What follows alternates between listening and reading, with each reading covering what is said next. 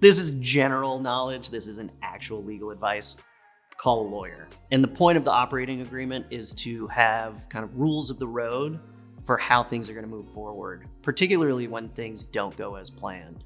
So I think getting everybody on the same page from the start to understand what happens with this group and how they're going to operate together is very important. The biggest things, the things that always come up, who's in charge, who's the manager, and what happens when there's a capital expense, what happens when people can't come up with money, what happens when somebody wants to sell or passes away. Those are like kind of the meat and potatoes of the operating agreement.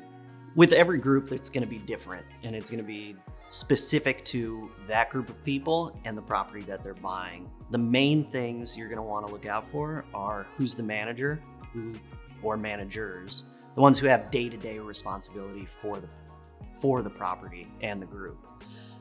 So you're going to want to outline which decisions can be made by the managers and which have to be made by the group collectively.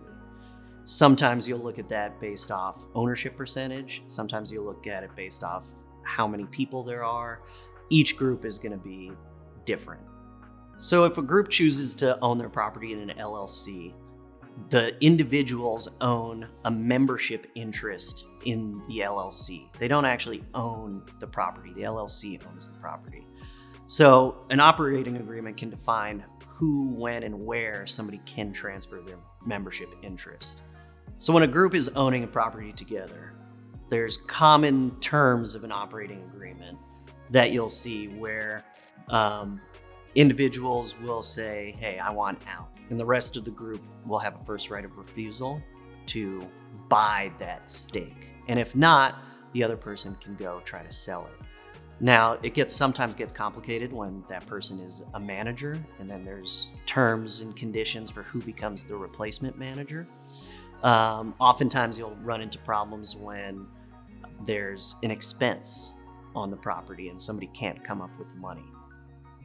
In that case, the operating agreement will define what happens. Sometimes you'll diminish your membership interest, or sometimes it'll turn into a loan that the other members of your group will cover.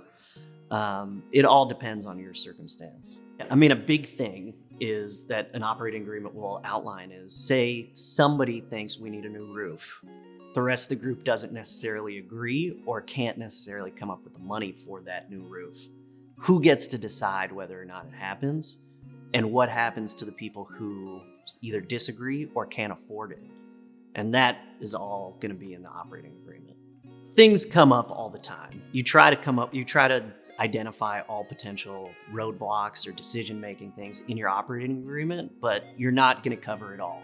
And one of the most important things is your dispute resolution clause. How are we going to decide together how to move forward or how to solve a certain problem? Sometimes that'll be just a vote of the members, or sometimes that'll be an arbitration clause where you'll go into, say, a mediator or an arbitrator and get past whatever hurdles you have. But that will be something that will be defined in your operating agreement.